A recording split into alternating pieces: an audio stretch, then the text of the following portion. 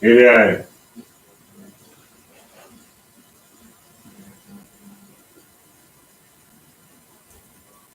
greetings. Tenastelin, welcome. Jambo, jambo, jambo. I Black Sunday School, another edition. This particular edition is grounded in our analysis, as usual, of the book given to I and I as the foundation of our world view. We have been given a book that became the central manuscript for the Sunday School program globally and internationally. So the plantation Sunday School, which I and I challenge, has given I and I as African people a foundation based upon writings that come to us in a book in which we are told that these are the words of God. And of course, there are many, many perceptions and views of what God is and what God is not.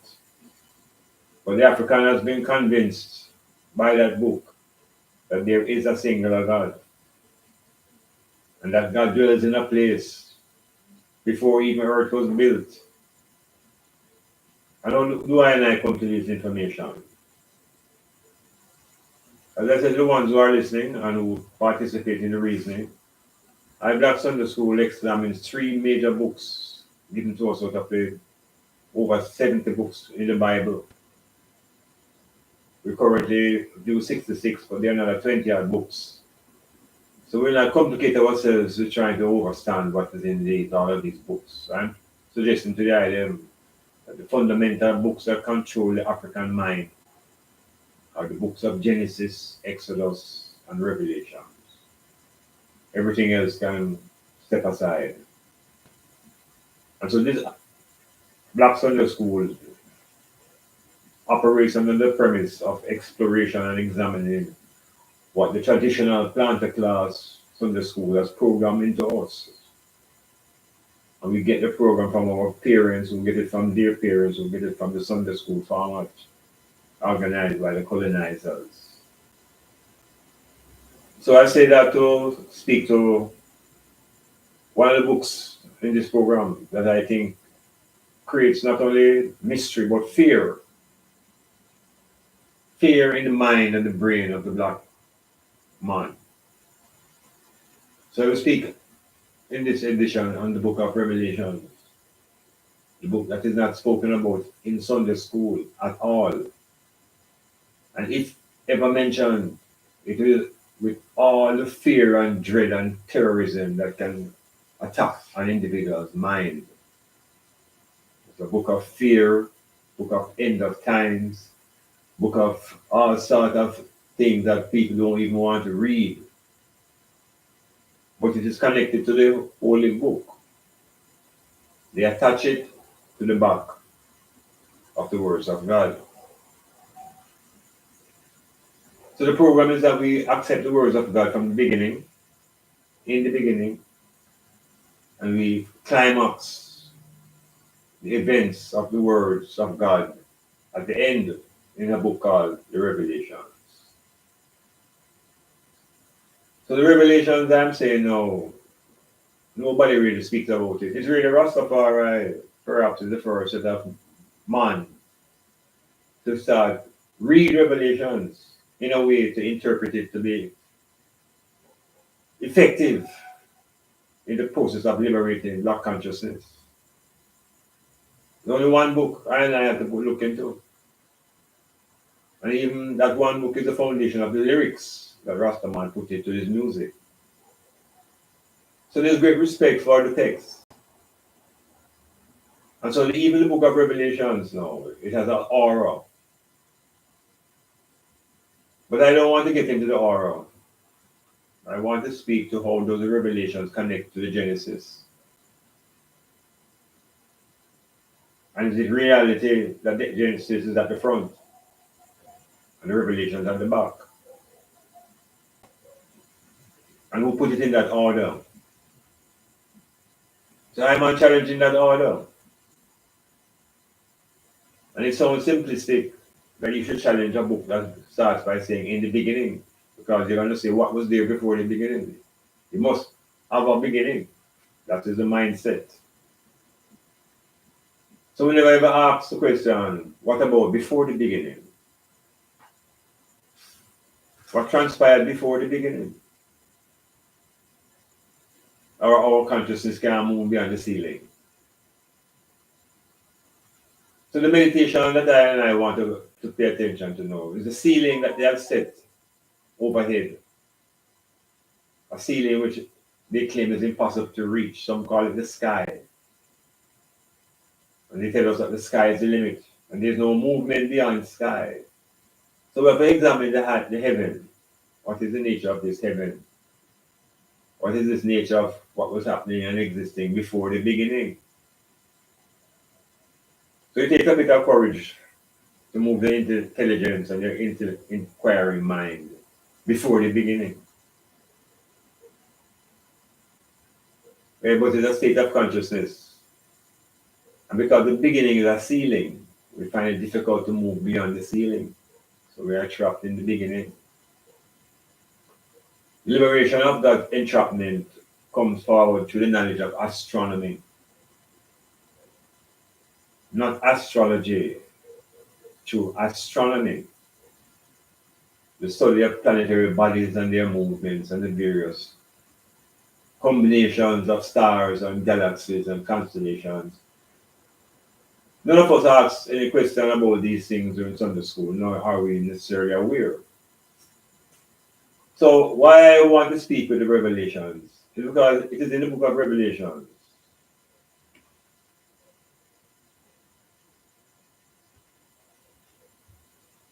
Seven to 17, verse 12. Verse 12, 7 to 17. And this is the drama I want to highlight. That there's a recorded story now by the words of God, that there was a war in heaven.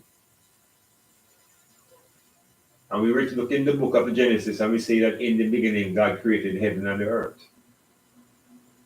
Now we go to the Revelations and see that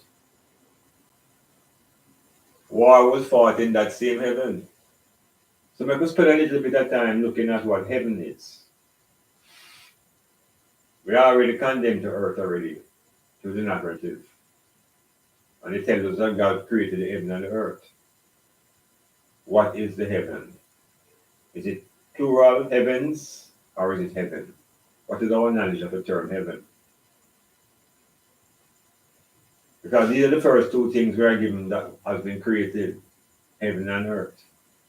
Now the African intelligence asks the question, so how did hell come into being? If God created heaven and earth, who or what created hell? Or is God responsible for the creation of both heaven and hell? Is opening the parameters of our thinking that we can see the crack that is in the sky. God created the heaven and the earth. We can look at heaven as a word in English, coming from using etymology, coming way all the way from the Greeks. And in general, we can say there are three established ways of interpreting heaven. One, generally above the sky. Second is the planetary bodies that surround the earth and that are in the vast spaces. Those that we will call the heavens. We will put an S when we're speaking about that heaven. And there's also what we call a spiritual heaven. Rastaman sometimes speak about the mind as the heavens, that him meditating upon things in the heavens, and the heavens was his mental space. But the way we get it from the plantations is that heaven is a place. We have to be able to locate heaven geographically. Where is heaven? How big is the size of heaven? Where is heaven? Because this is a place that they say has been created before earth. And the story we get about heaven is not in the Genesis, which is in the beginning. It's in the last book called the Revelation. So look at the story now. What happened in heaven? This is the place where the God, the creator, Bible creator God, has his residence. This is the home and the kingdom of the creator God. And in this kingdom, the story exposes what happens in that kingdom. But the story is in the book of Revelations. And it said there was a war between Michael and the dragon. And the dragon was called the serpent, Satan, the devil. People, this is a story given to us in the last book, which looks like it begins in the front book. We're getting an insight into what this heaven is. Why are we here on earth fighting each other to get into heaven? So this heaven is a kingdom with a creator and angels. We don't know the number, but by the recordings, we get the picture of the gender. And that the gender is primarily masculine. And in this kingdom of heaven, there is a dispute. Now we have to look at the nature of the dispute. What could the quarrel be over? How could heaven, a place of peace and tranquility, develop tensions? That there could be no oppositional forces in heaven. Now let us look at this as a metaphor as well. Because in our kingdom of Jamaica, we too are also having a struggle for who should control our kingdom. It's a political struggle. So we can look at the kingdom of heaven struggle as a political struggle between the God, the creator, and the angels, who they say he was responsible for creating. So the upheaval in the kingdom of heaven, power struggle. Is that the metaphor how governments run on earth? So there was a power struggle in heaven. And armies were formed. Use our imagination. Revelations. That the angels had names. It was Michael the angel leading one army against the dragon. Where is the God, the creator in this battle? Maybe just the referee or the umpire. But there is a brutal war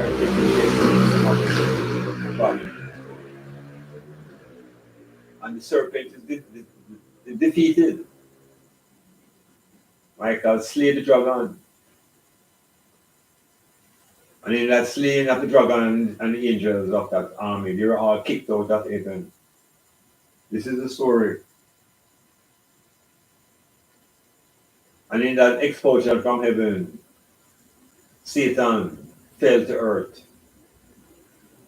And all of his angels were thrown onto earth. So you check the story now. If we knew that before the Garden of Eden, we would have realized that war and evil was in the kingdom of heaven. And that disobedience and power struggle will be normal in that kingdom. And we look at the earth today and see if we can see any similarities between that kingdom and the political kingdoms on this earth. But we take those stories so literal as black people, and we're thinking that these are things happening in the sky. So the book of Genesis, that we are convinced is the beginning, doesn't give us the beginning of heaven. It tries to tell us about the beginning of earth. But the people on earth must surrender their souls and sacrifice their lives to get into heaven. Now what kind of confusion is that? And where is this heaven if it's simply above? then how do we speak to the other planetary bodies that make up the heavens? How do we speak to the planet Mars? How do we recognize the constellation Orion? How do we become conscious of the star system in Sirius? Through the knowledge of astronomy, which study the heavens,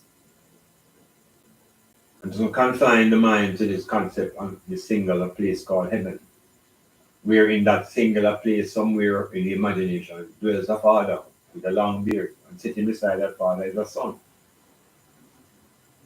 This is the imagination under control by colonizing thinking. That we black people now looking for a place called heaven in the sky, with a whole white man sitting there with a long beard, and this to his right hand is the sun. And the people on the earth who control the resources, African people, black people, are told to wait now, because that sun soon jettison and come down. Space technology has shown us that heaven must be beyond the space station. We go there very regularly. Our astronauts go to, Earthlings go to the station 220 miles above the Earth very often. Robots have taken themselves to Mars, and there are 5 countries that I know operating robots and helicopters on Mars. So these places are not involved in the creation story, because we are locked into heaven and earth.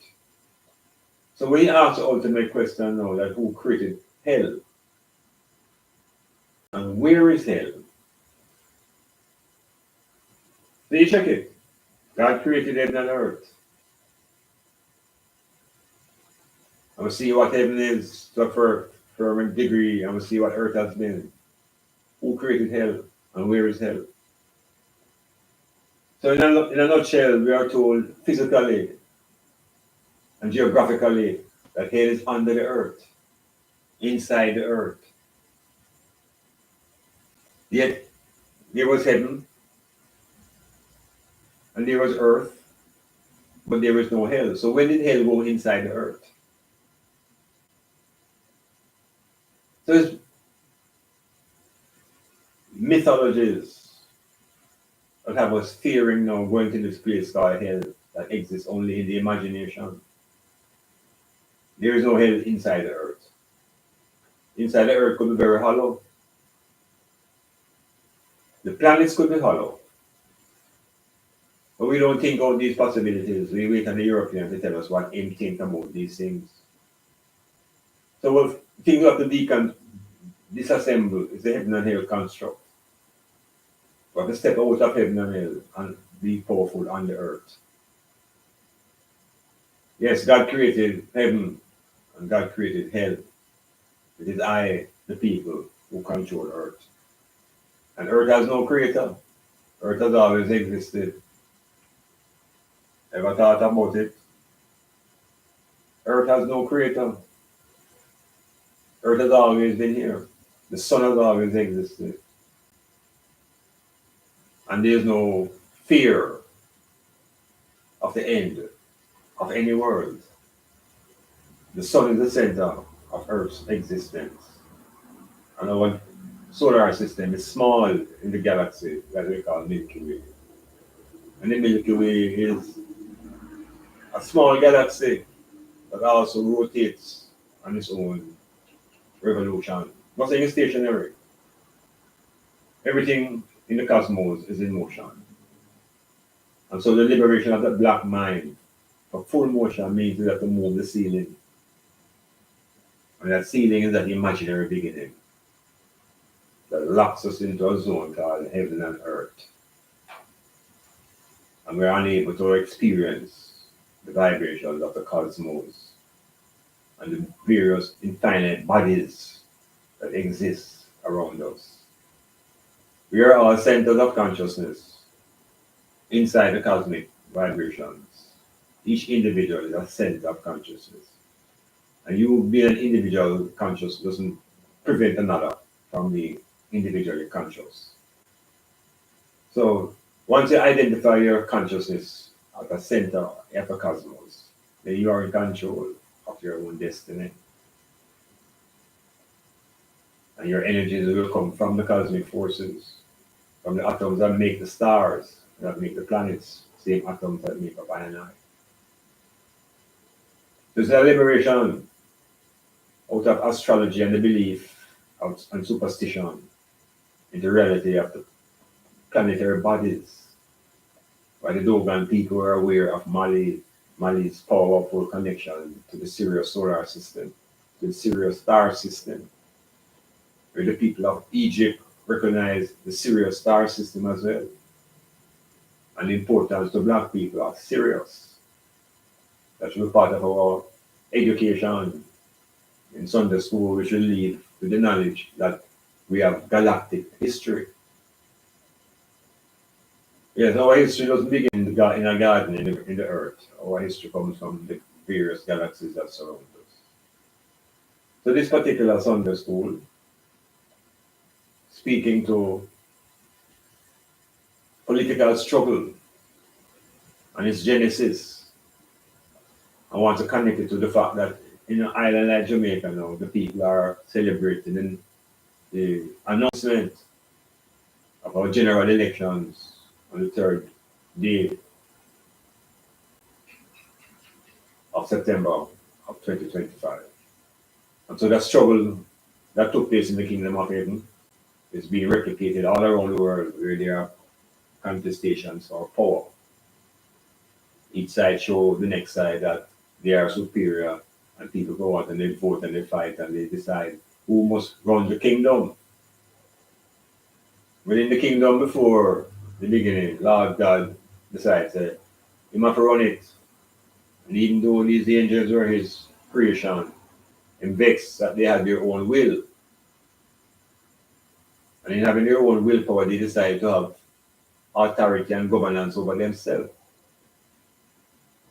But Lord God demonstrated that he's a tyrant and not into democracy. We must look at the example of how the kingdom of heaven was governed. One done. Check the planet and the government systems. And how the people support those things. So the first thing is recognize politics and the religion. That the church and the state are one. They appear to be two separate entities. That's just an illusion. Because when the politician gets caught up in his struggle and his stumbling, he calls upon the church of God. Plantation system produce two entities to control Black minds, the pastor and the politician.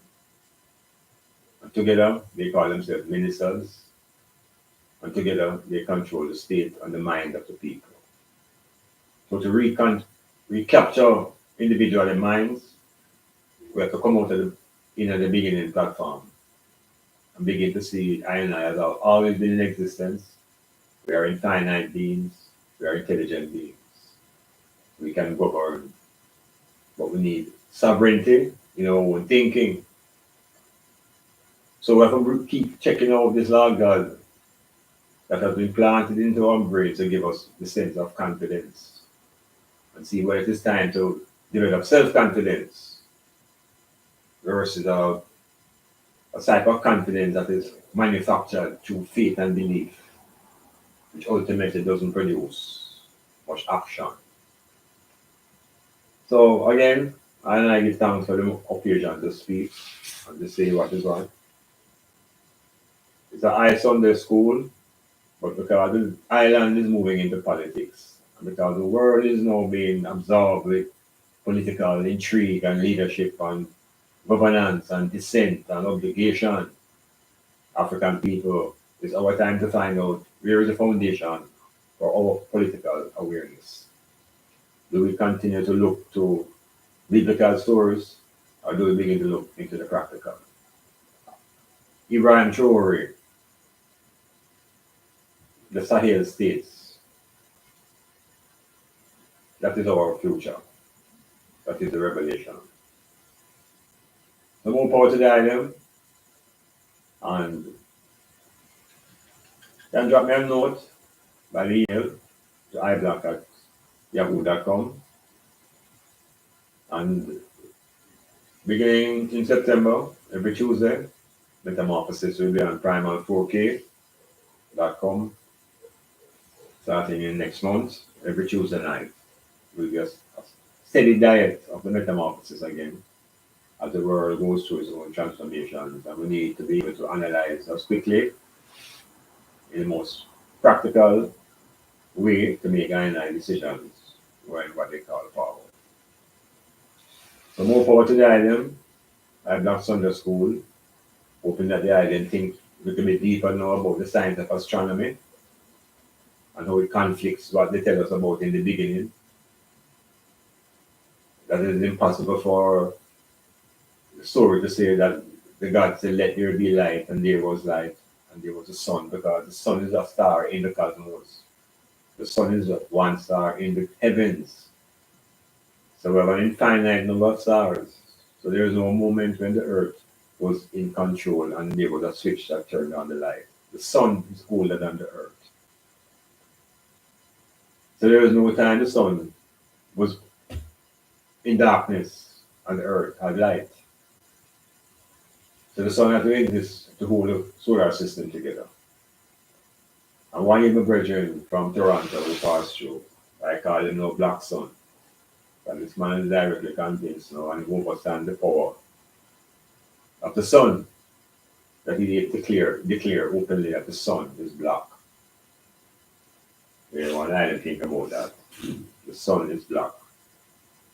And I'm on preface that darkness is energy. In the same way light is energy and travels at a certain speed, darkness is energy and also moves at a super speed. The energy of darkness can sustain life deep in the bottom of the oceans where there is no sunlight. So darkness is power. And the cosmos consists of 98% dark matter. And we, the dark skinned people, are part of that dark matter foundation. Yes, we are dark matter. We are made up of cosmic dust. Yes, not the dust of the earth. And we will return to the cosmic dust. Yes, that is from dust to dust. So we think it through, and we delve more into astronomy and how the heavens are constructed. What is the age of Mars? Is Mars more ancient than Earth? And was there life on Mars before Earth? And if life was on Mars, what about the concept of the creation of the devil and the earth and the heavens? Those stories will not apply. So we have to see that these mythologies are creations by colonizing forces to capture the mind of the African mind. But we're going to break out because there's a crack in the ceiling. And the firmaments that they told us are there, they are not there. Sky is an illusion by day. Time has no beginning, time has no end. Earth has always existed. African black people have always existed.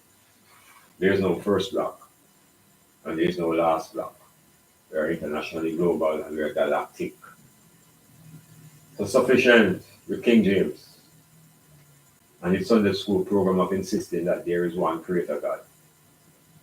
And that will tell us in a meditation to think that that one creator God now is the creator of the beginning, is the starter.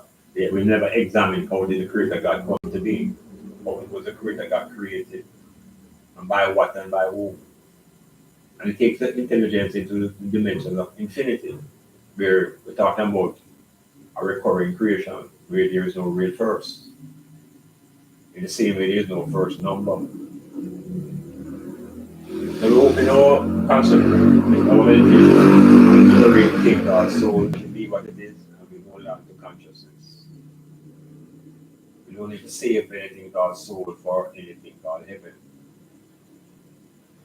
Waste of energy. We need to focus energy on I and me and now. The fullness in consciousness of what happened in the past, so I and I can direct our way into the inevitable. So I block Sunday school, saying to the island, power and peace. Blackout.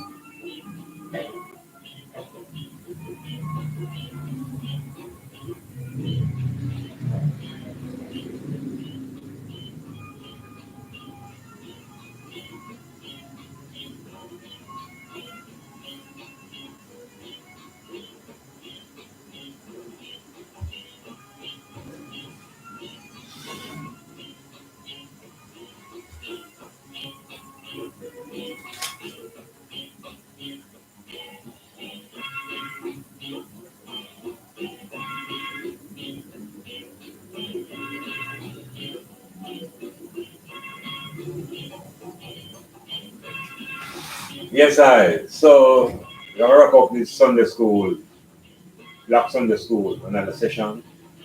With the focus being looking at the book of Revelation and realizing that the story of the beginning before earth is actually in the book of Revelation, which is supposed to be the last book telling us about the end of the world.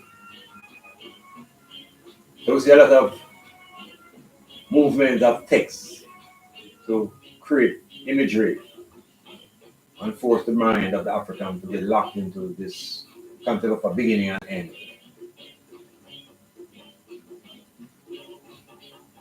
But through thought power and through the knowledge of our great writers, J.A. Rogers, Dr. Benio Khan, Dr. Francis Cresswell Singh, Dr. Naim Akbar, Dr. Amos Wilson. We have a whole cadre, Chief Antonio, George Jackson, G.M. James. We have a whole army of black writers and scholars and intellectuals who have done the work and has put it out in different publications. We cannot behave as though we don't have the knowledge to break out of that what they call mental state. Because unless you escape the beginning, you see that you're a slave to the beginner. You're a slave to whatever created the concept of a beginning that you begin to participate in. But I think through knowledge, we can affirm our own identities outside and before that beginning. And realize that stories that follow that beginning are metaphors, allegories, nothing historical. That fits into the African side. So astronomy is an important discipline to set us free. So is biology, so is anatomy and physiology. So Black Sunday School have several texts that we rely on. Unlike the traditional Sunday school that speaks to King James and the words of God.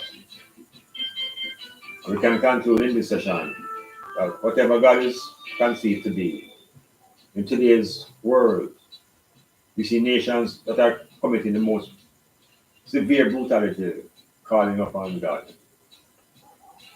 And we have to begin as Africans to realize that perhaps that is not the God we need to continue calling upon. Maybe we begin to look into the forces that the idea of God comes from, which is our intellect. Maybe return to our own intellect for guidance without fear of hell, about fear of losing our soul. Fear of God is the beginning of our captivity. We have the fear of God. And yet the same book tells us that the fear of God is the beginning of wisdom. Think about that. Wisdom is not a thing to strive for. Why should one be wise and dumb? We want to be wise and we want to be intelligent. We want to be free, but we're not into the free and being dumb. And it's Rastafari that provides the formula to jump out of those language tricks and free our intelligence. So the word for this Sunday, politics is in the atmosphere in Jamaica. Next time I'm going to lead directly now with the Kingdom of Jamaica. And who represents Lord God and who represents Michael. And where does the loser go when they lose? And what happens to the plantation when the war is over? Yeah, because there are residents here who are neither forces but decide to live on this place. So we go through, I would say, ill, all ones and ones who, you know, see the diamond block and the metamorphosis coming full time in the next month. So until then, yeah man, power, more power to the eye.